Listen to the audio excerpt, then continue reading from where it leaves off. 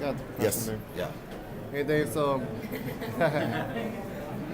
so I just had the biggest interview this year so Right far. now? No, well, yeah. What do you mean, no? Well, not formally. What, are you with Maria Sharapova, or you want to meet Danica? I think Danica and I make a nice couple over there, by the way. Based on the people I've interviewed so far, Yeah. Jay Cutler, the bodybuilder. Yeah. And the question Definitely is, not the quarterback. No. The question is basically, how do you handle setbacks and mistakes? Because I went all the way to Boston, 4 years working on this, and then, 4 months working on this, and then the audio was not good. I didn't turn on the mic. So Welcome to Tuscan's world.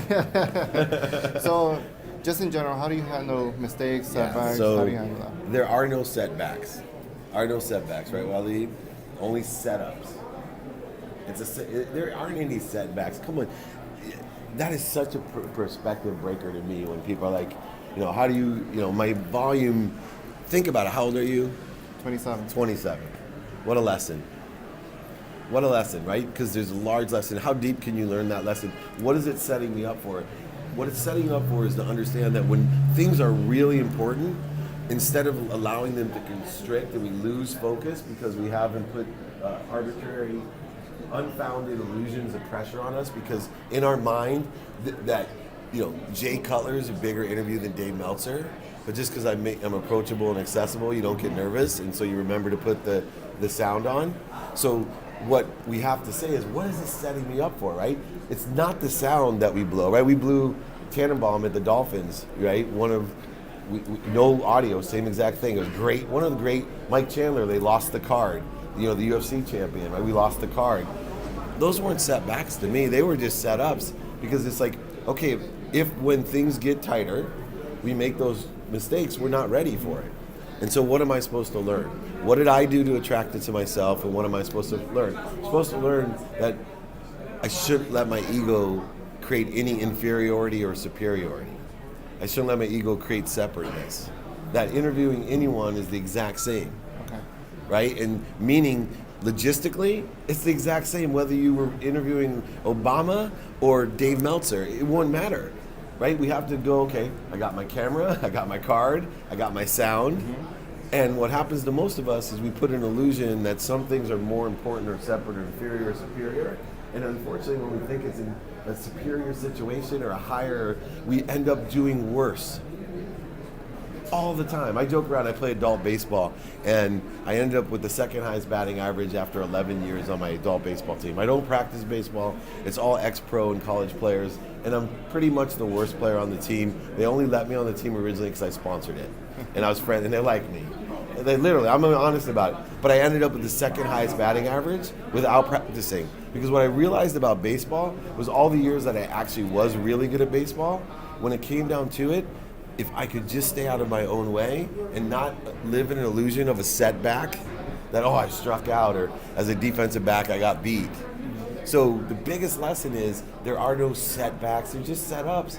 Why is it? It's setting me up to realize one thing. I just have to have a consistent, everyday, persistent, without quit enjoyment of the pursuit of my best. And just because something looks bigger than me doesn't mean it's bigger than me, and I want to get better to my potential when I think it's a bigger situation, not let it allow me to become worse. And that happens, so many people do that. I'm sure if I asked you to raise your hand, everyone knows exactly what I'm talking about. And it's a shame, because those are the moments that make you great.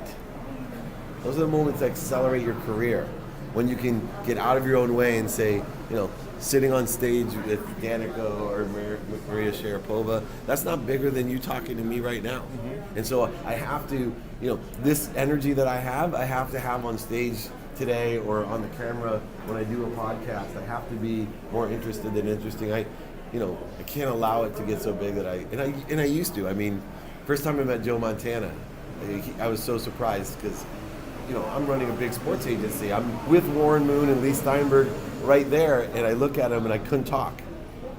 I'm like, Mr. Montana. I go, you're my hero. And Lee and Warren were like, who are you? Like, we represent, Steve Young and Troy Aikman and Lennox Lewis and Evander. Why are you so nervous? It's just Joe Montana, right? And I was like, I don't know what happened. It was about to be a big setback, right? And then Lee's like, I thought I was your hero. Just like I thought I was your biggest interview, right? He was telling me the same thing. Like, Joan Montana's no different than Warren Moon, Steve Young, Craig, depending on who you like. But we're all the same. And you treat your friends like your bosses and your bosses like your friends. Have you ever heard that?